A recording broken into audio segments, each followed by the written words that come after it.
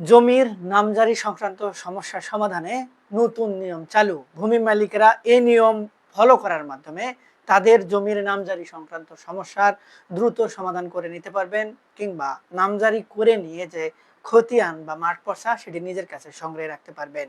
এবং যদি বেদখল হয়ে থাকা জমি যারা জবরদখল করে রেখেছে তারা নিজের নামেও ওই রেকর্ড খতিয়ান বা নামজারি করে ফেলে, সেগুলোকেও সংশোধন করা যাবে। এবং এক্ষেত্রে অতিরিক্ত কোনো অর্থ বা সময় নষ্ট হবে না, হবে না কোনো ভোগান্তি। সুপ্রিয় ভিউয়ার্স, এই বিষয়টি কিভাবে বাস্তবায়ন হবে এবং এক্ষেত্রে ভূমি মালিকদের করণীয় কি, আজকে এই বিষয় নিয়ে আপনাদের সঙ্গে বিস্তারিত আলোচনা করব। ভিডিওটি দেখার পর যদি আপনাদের ভালো লাগে, আরও কোনো ভিডিও দেখার আগ্রহ জন্মায়, তাহলে আমাদের চ্যানেলটি সাবস্ক্রাইব করে রাখতে পারেন। আর পরবর্তীতে নতুন কোনো ভিডিওর নোটিফিকেশন পেতে সাবস্ক্রাইব বাটনের পাশের বেল আইকনটি চেপে দিয়ে রাখবেন।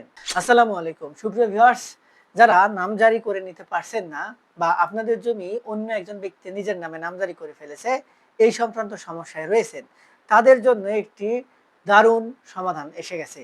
সেটি হলো, যদি আপনাদের জমির ভোগ দখল থাকে তাহলে আপনারা ওই জমিগুলোর জন্য এক প্রকারে, আর যদি ভোগ দখল না থাকে সেক্ষেত্রে ওই জমিগুলোর ব্যাপারে আরেক পদ্ধতিতে আপনারা নামজারি সমস্যার সমাধান করে নিতে পারবেন।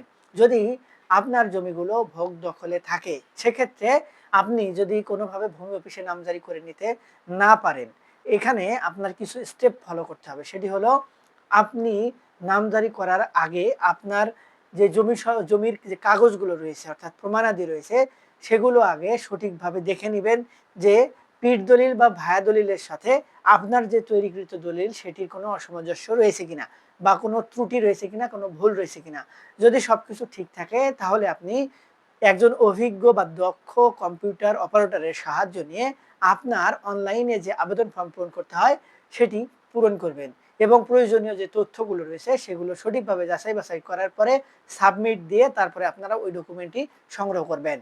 সুপ্রিয় ভিউয়ার্স, এখানে বলে রাখা ভালো, আপনি যদি কোনোভাবে ভুল তথ্য উপস্থাপনের মাধ্যমে সাবমিট করে ফেলেন তাহলে নির্দিষ্ট একটি সময়ের জন্য আপনি ব্লক খাবেন, আপনি আর আলাদা করে আবেদন করতে পারবেন না। বা আবেদনটি একবার সাবমিট হয়ে গেলে সেটি সংশোধন করার কিন্তু সুযোগ, যতক্ষণ না পর্যন্ত ভূমি অফিস থেকে সেটিকে ডিক্লাইন করে না দেওয়া হচ্ছে ততক্ষণ পর্যন্ত কিন্তু পারবেন না। এক্ষেত্রে আপনার ফোন নাম্বার দেওয়া থাকে, আপনার জমি দাগ নম্বর দেওয়া থাকে, মৌজা দেওয়া থাকে, এই বিষয়গুলোর কারণে আপনার ম্যাচ হওয়ায় আপনি আবেদন করতে পারবেন না। তারপরে আপনি আবেদন করার পরে আপনার যে স্ট্যাম্প ডিউটি বা আপনার ফি রয়েছে নামজারি, সেটি ব্যাংকের মাধ্যমে পরিশোধ করে আপনার 2 কপি পাসপোর্ট সাইজের ছবি সহ আপনি নিয়ে গিয়ে ভূমি অফিসে জমা প্রদান করবেন। এবং জমা প্রদানের পরেই হচ্ছে আসল ঘটনা। এখান থেকে জমা প্রদানের পরপরই আপনার আবেদনটি কি করা হয়, বাতিল করে দেওয়া হয়, খারিজ করে দেওয়া হয়, সঠিকভাবে দিলেও খারিজ করে দেওয়া হয়। এক্ষেত্রে কিছু অসাধু ব্যক্তিবর্গ ঘুষ নেওয়ার ধান্দা করে, বৈজ্ঞানিক কায়দায় ভূমি মালিকদের কাছে ঘুষ দাবি করে।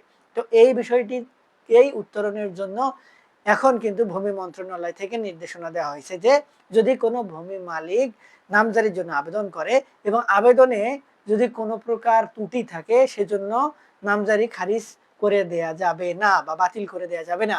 প্রযোজ্য ক্ষেত্রে সংশোধনের জন্য ভূমি মালিককে সময় দিতে হবে, এবং এই সময়টি একটি নির্দিষ্ট সময়ের মধ্যে সীমাবদ্ধ রাখতে হবে। এবং এই সময়ের মধ্যে যদি ভূমি মালিকেরা তাদের সমস্যাগুলো সমাধান করতে পারে বা কোনো ডকুমেন্টে ঘাটতি থাকে সেগুলো সমাধান করতে পারে বা সংশোধন করতে পারে, তাহলে পরবর্তীতে ওই তথ্যগুলো ঘাটতি পূরণপূর্বক তাকে নামজারি করে দিতে হবে। ভূমি মালিকদেরকে কোনোভাবে হয়রানি করা যাবে না। এটি হচ্ছে ভূমি মন্ত্রণালয়ের নির্দেশিত তথ্য। আরেকটি ব্যাপার হচ্ছে, যদি কোনোভাবে সম্পত্তি আপনি মৌখিকভাবে বা কোনোভাবে ভোগ দখলে যান কিন্তু সরাসরি যান নাই, জমির মালিকানা আপনার কাছে হস্তান্তরিত হয়েছে, সেক্ষেত্রে আপনারা একটু ওয়েট করেন, এবং এই ওয়েট করার মাধ্যমে আপনারা যে সামনে ভূমি জরিপ আসছে সে ভূমি জরিপে সরাসরি আপনার নামের জমিটুকু আপনি ভোগ দখল দেখিয়ে তারপরে আপনার নামে রেকর্ড খতিয়ানে অংশ অন্তর্ভুক্ত করতে পারবেন। এক্ষেত্রে জমি বিক্রয় করা বাদে যদি কোনো অন্য কোনো কাজ প্রয়োজন হয় বা দখল সংক্রান্ত সমস্যা হয়, এক্ষেত্রে আপনাকে কেউ সমস্যার বা সম্মুখীন করতে পারবেন না। আরেকটি বিষয় যেটি ছিল সেটি হচ্ছে আমাদের অটোমেশন প্রক্রিয়ার মাধ্যমে নামজারি সম্পন্ন হওয়ার বিষয়টি। এখন কিন্তু প্রত্যেক উপজেলাতেই কার্যক্রম চলমান রয়েছে এবং যথেষ্ট পরিমাণে লজিস্টিক সাপোর্ট না থাকার কারণে বিষয়টি একটু বিলম্বিত হচ্ছে। তবে সেটি হয়ে গেলে নামজারি এখন অটোমেশন প্রক্রিয়ার মাধ্যমে হবে। এখন কিন্তু সাব রেজিস্ট্রি অফিসকেও ভূমি অফিসের ভূমি মন্ত্রণালয়ের অধীনে নিয়ে আসার জন্য বর্তমান সরকার তোড়জোড় শুরু করে দিয়েছে। সেটি সম্পন্ন হয়ে গেলেই অটোমেশন প্রক্রিয়ার মাধ্যমেই নামজারি এবং জমি রেজিস্ট্রেশন একসঙ্গে হয়ে যাবে। এবং আরেকটি কথা বলেছিলাম যে জমি যদি ভোগ দখলে না থাকে সেক্ষেত্রে আপনাদের করণীয় কি। এক্ষেত্রে আপনাদের যে বিষয়টি হয় যে জমির ভোগ দখল বা মালিকানা অর্জন করার জন্য আদালতে মামলা করতে হয় এবং এই সত্ত্বের মামলার ক্ষেত্রে আপনার দীর্ঘ সময় লেগে যায়। এজন্য আপনাদের যদি এই ধরনের কোনো সমস্যা থাকে তাহলে আপনারা এখন থেকে ভূমি অফিসেই আবেদন করে ওই যে সকল ব্যক্তি যে অবৈধ প্রক্রিয়ায় নামজারি সম্পন্ন করেছে তাদের নামজারি বাতিলের জন্য আবেদন করতে পারবেন বা বাতিল করে নিতে পারবেন। এক্ষেত্রে ভূমি অফিসে আবেদন করার পরে সেখান থেকে ৩ মাসের মধ্যে একটি সালিসি বৈঠক ডাকা হবে। সেই সালিসি বৈঠকে দুই পক্ষকেই ডাকা হবে। দুই পক্ষ ডেকে কাগজপত্র যাচাই বাছাই করা হবে। দেন কাগজপত্র যাচাই বাছাই শেষ হলে আপনাদের যে ব্যক্তি ওই জমিগুলোর ক্ষেত্রে নামজারি প্রাপ্য, যার ডকুমেন্ট ঠিক রয়েছে তার নামজারি করে দেওয়ার ব্যবস্থা গ্রহণ করা হবে। এক্ষেত্রে যদি বেদখল হয়ে থাকেন এবং অন্য যে সকল ব্যক্তি জমি দখলে রয়েছে তারা নিজেদের নামে কোনো কৌশলে নামজারি করে ফেলে তাদের নামজারি বাতিল করে দেওয়া হবে।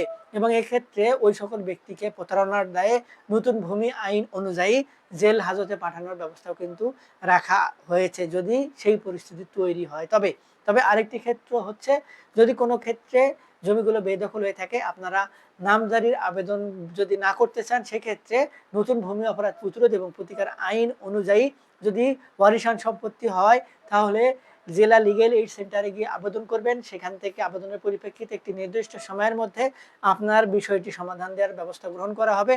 এবং যদি ওয়ারিশান সম্পত্তি না হয় এমনি সম্পত্তি হয় যেগুলো ক্রয় করা হয়েছে বা অন্য কোনো পন্থায় অন্য কোনো ব্যক্তি ভোগ দখল করছে, জবরদখল করেছে, আপনার ডকুমেন্ট ঠিক রয়েছে তাহলে আপনারা নতুন ভূমি অপরাধ ও প্রতিবার বিধিমালার পরিশিষ্ট ৫ অনুযায়ী এবং সেই ৫ অনুযায়ী যে ফর্মটির কথা বলা হয়েছে সেই ফর্মটি পূরণপূর্বক জেলা প্রশাসকের কার্যালয়ে যদি আবেদন করেন সেখান থেকে আপনার বিষয়টি আমলে নিয়ে আপনাদের যে সকল ব্যক্তি জবরদখল করে রেখেছে জমি তাদেরকে উচ্ছেদ করে আপনার জমি আপনার ভোগ দখলে ফিরিয়ে দেওয়া হবে ৩ মাসের মধ্যে।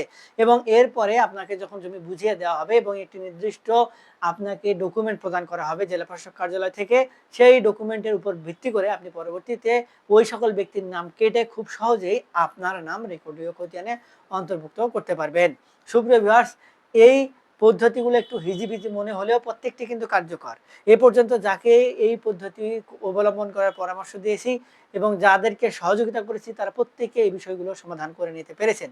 এক্ষেত্রে আমাদের সঠিক পদক্ষেপ এবং সঠিক প্রক্রিয়া পদক্ষেপটি গ্রহণ করাই আসল ব্যাপার। তো যে কোনো পদক্ষেপ গ্রহণ করার আগে আপনারা অবশ্যই একজন অভিজ্ঞ ব্যক্তির পরামর্শ গ্রহণ করবেন বা একজন আইনজীবী শরণাপন্ন হবেন, তাদের সহযোগিতা নিয়ে সকল কাজ সম্পন্ন করবেন। এক্ষেত্রে যদি আমাদের কোনো পরামর্শ প্রয়োজন হয়, কোনো সহযোগিতার প্রয়োজন হয় তাহলে আমাদের ভিডিও নিচে কমেন্ট বক্স রয়েছে সেখানে কমেন্টস করবেন, আমরা আপনাদের সহযোগিতা করার চেষ্টা করব। আজকে এ পর্যন্তই, দেখা হবে সামনে নতুন কোনো ভিডিওতে। ততদিন পর্যন্ত ভালো থাকবেন, ধন্যবাদ।